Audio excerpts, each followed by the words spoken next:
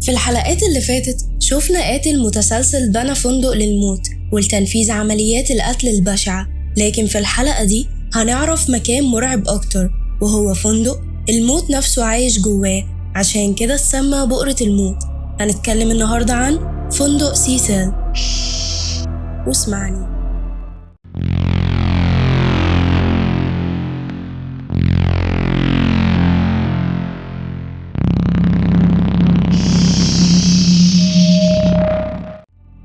الفندق مكون من 19 دور و700 أوضة، وافتتح في سنة 1927 في لوس أنجلوس علشان يستضيف رجال الأعمال المسافرين والسياح، لكن بسبب فترة الكساد الاقتصادي الكبير أصبح الفندق في خدمة عمال اليومية وعابر السبيل، ومن وقتها وارتبط الفندق بحوادث وأحداث مشؤومة وكأنه فندق ملعون.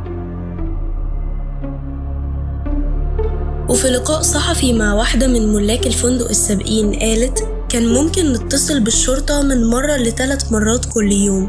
أي فندق بيكون ليه نصيب من حوادث القتل، بس فندق سيسيل اتقتل فيه 80 قتيل في وقت ما أنا كنت بشتغل فيه.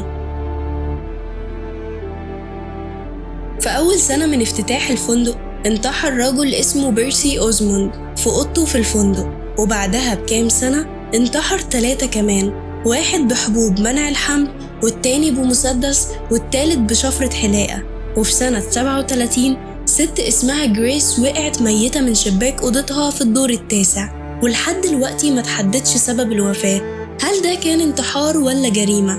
ده غير انتحار عدد كبير من أفراد الجيش في الفندق ده. ومش كده وبس، ده في سنة 62 وبعد خناقة عنيفة بين زوجين انتحرت الزوجة بأنها نطت من الدور ال7 فنزلت على واحد في الشارع وماتوا هما الاتنين. وفي واحدة من أكتر الحالات المأساوية في سنة 64 لقى ضابط الشرطة واحدة من عمال الفندق مقتولة في أوضتها بعد التعرض للاعتداء والضرب والطعن لحد الموت، وما قدروش يعرفوا مين القاتل. وكل القصص دي ما نقدرش نقول إنها أكتر القصص المأساوية اللي حصلت في الفندق، لأن في سنة 44 كانت دورثي جين بنت عندها 19 سنة بتولد ابنها على أرضية حمام أوضتها اللي في الفندق، ولأنها افتكرت إنه اتولد ميت رمته من شباك الأوضة. أيوة انت سمعت صح، أمه رمته من الشباك وخافت تقول لجوزها اللي ما كانش موجود وقتها، وتم توجيه تهمة القتل العمد ضد دورثي، لأن أثبت الطب الشرعي إن الطفل كان مولود حي وهي اللي قتلته، لكن سقطت عنها التهمة بحجة إنها مجنونة. وأخيراً في الثمانينات كان الفندق هو عامل مشترك بين عمليات قتل 2 من أشهر القتلة المتسلسلين في التاريخ، جاك أونتريجور وريتشارد راميريز، اللي أثبتت التحقيقات إن إقامتهم في الفندق كانت في أثناء عمليات القتل اللي قاموا بيها. ولحسن الحظ فضلت لعنة الفندق في هدوء لمدة طويلة، وده إدى فرصة لملاك الفندق في 2011 إنهم يغيروا في الفندق ويجددوا فيه كمحاولة إنهم ينسوا الناس كل الحوادث اللي حصلت فيه، لكن للأسف المحاولة دي فشلت بسبب حادث اختفاء إلسا لام. في 31 يناير 2013 اختفت الكندية إلسا لام اللي كانت في طريقها لإجازة في كاليفورنيا، وكان آخر موقع معروف ليها هو فندق سيسيل.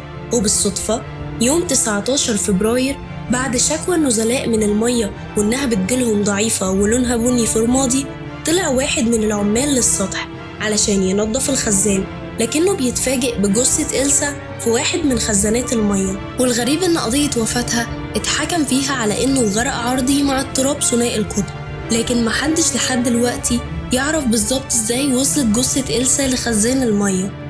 وبعد وفاة إلسا وانتشار خبر الحادث الزيارات للفندق زادت بشكل كبير، ناس كتير كان عندها فضول تعرف ايه آخر حاجة شافتها إلسا قبل ما تموت، لكن والد إلسا مسكتش ورفع قضية على الملاك وطالب بتعويضات غير محددة وكمان سداد تكاليف الدفن، وده لأن أي فندق بيكون مسؤول عن سلامة الزوار فيه وهم أخلوا بده. غير إنها كانت قضية غامضة، كمان في 2014 انتشر فيديو ظهرت فيه إلسا في أسانسير الفندق وكانت بتبص حواليها كأنها خايفة من حد مراقبها وبتتصرف بشكل غريب وعصبي، وكان باين إنها بتكلم حد غير مرئي. وبعدين وقفت قدام الأسانسير ومشيت كأنها بتهرب من حاجة أو من حد.